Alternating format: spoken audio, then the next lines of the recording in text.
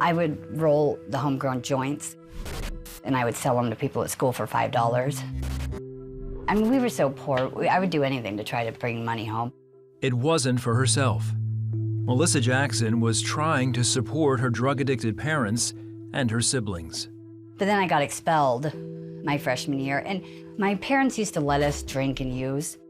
My friends got to the point where they thought it was cool to come out there, but I was mortified. Like, I live in a campground with no bathroom.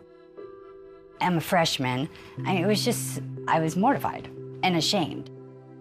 But it wasn't just poverty that brought on the shame. At 10 years old, she was raped by a neighbor. It just confirmed what she felt about herself and God. And now I was stained, and God was never going to be able to love me because my virtue was something I thought I had control over. And that was one thing nobody could take from me. And unfortunately, they did. So after getting expelled, Mellisa decided to dig her way out of poverty. She moved in with her friend's family and enrolled in an alternative school to get job training. Within 5 years, she was married, had 2 children, and moved up quickly in the corporate world. It was the perfect life she dreamed of. So I was making good money, owned my own home, had our cars. The kids both went to really nice daycares. And, you know, from the outside, everything looked perfect. But in here, I didn't know how to let somebody love me. I just didn't. I was so scared of people. I was scared of letting anybody get close to me. Everybody I'd ever loved had hurt me in one way or another. Then Melissa's perfect world would begin to unravel.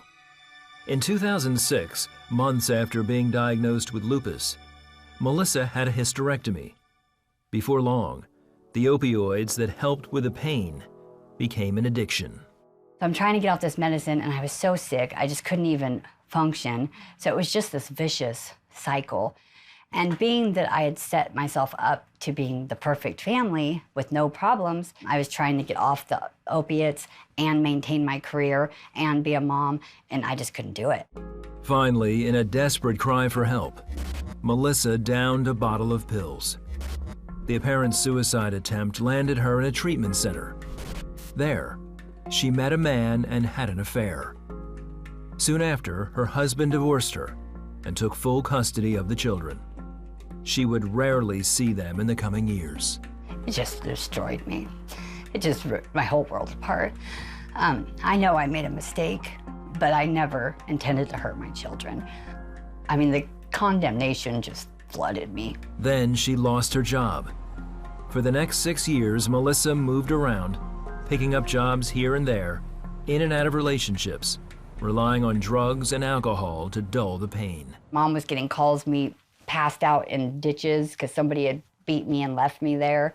I mean, just horrible stories. Waking up in places I didn't even know, with people I didn't even know. It was just horrid. It was living hell.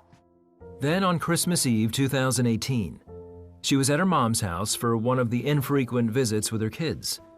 After they left with their father, Mellisa broke down in tears. Just sobbing, and I was just like this perpetual sorrow that I had, always. But when I would use drugs, I could stall it, kind of ignore it for a little bit, but then I'd see the kids and that would just all come rushing back. And I just dropped to my knees and I just begged, God, please, please. As I was doing that, I heard this thing in my head said, you're still my child. And all I could think of was my kids, if they made a mistake like that, I would never want them to torture themselves over it. I would still love them. So he feels the same way about me. And I don't know, it just gave me a little bit of faith to say he hasn't given up on me. He's still here. Inspired to get help, Mellisa went to a drug treatment program and started attending a daily worship gathering at Faith Foundry in Roseburg, Oregon. And with those songs and that worship, God just started loving me. And these people loved me until I could learn how to love myself. And I just heard all of his songs were talking about, yes, you've made a mistake, but I still love you. And I just heard that through the music so strong that I don't have to keep punishing myself. Like, I can be forgiven.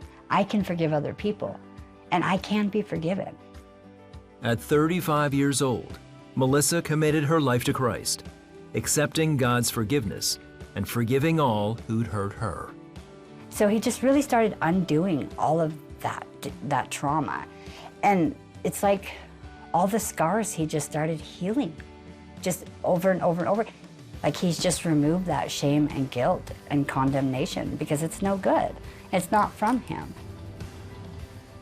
Mellisa is now married to Matt, spends time with her grown children, and is living life fully in Christ.